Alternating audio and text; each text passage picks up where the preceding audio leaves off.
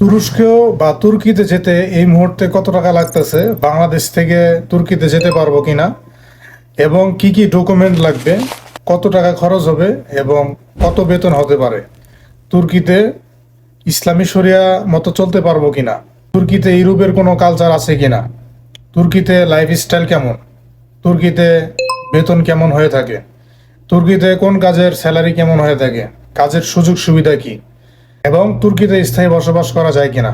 অনেকের অনেক রকম প্রশ্ন আছে।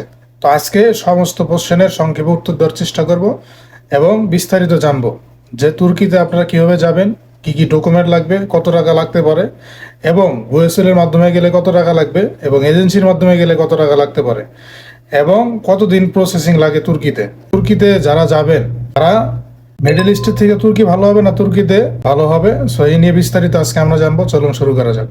তুরস্ক বা তুর্কিতে যাওয়ার কথা ভাবছেন, কত খরচ বা বেতন কেমন, আর সরকারি সংস্থা ওয়েসেলের মাধ্যমে যাওয়া। প্রথমে জেনে নেওয়া যাক তুরস্কের ভৌগোলিক অবস্থান। এটি এশিয়ার ও ইউরোপের দুই মহাদেশের সীমানায় অবস্থিত একটি অনন্য দেশ। এর এক পাশে গ্রিস ও বুলগেরিয়া আর অন্য পাশে সিরিয়া, ইরাক ও ইরান। এখন প্রশ্ন হলো, আমাদের সরকারি সংস্থা ওয়েসেল এর মাধ্যমে গিয়ে তুরস্কে যাওয়া যায় কিনা। উত্তর হলো, সরকারিভাবে বর্তমানে তুরস্কের সরকারি কাজের নিয়োগ বেশ সীমিত, ঠিক আছে। তবে মাঝে মধ্যে নির্দিষ্ট কিছু স্কিল জবে ওয়েসেলের সার্কুলার দেয়।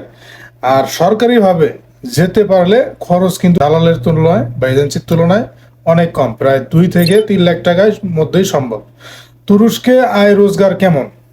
বর্তমানে তুরস্কে অন্যতম সরকারি বেতন বা মিনিমাম ওয়েজ প্রায় 2002 তুর্কি লিরা, যা বাংলাদেশি টাকায় প্রায় 65 থেকে 70 হাজার টাকা। তবে অভিজ্ঞ ড্রাইভার, যাদের কর্মী বা শেফদের বেতন আরো বেশি হয়। আর এখানকার কালচার মুসলিম প্রধান দেশ হওয়ায় খাওয়া দাওয়া কালচার মানিয়ে নেওয়া খুবই সহজ।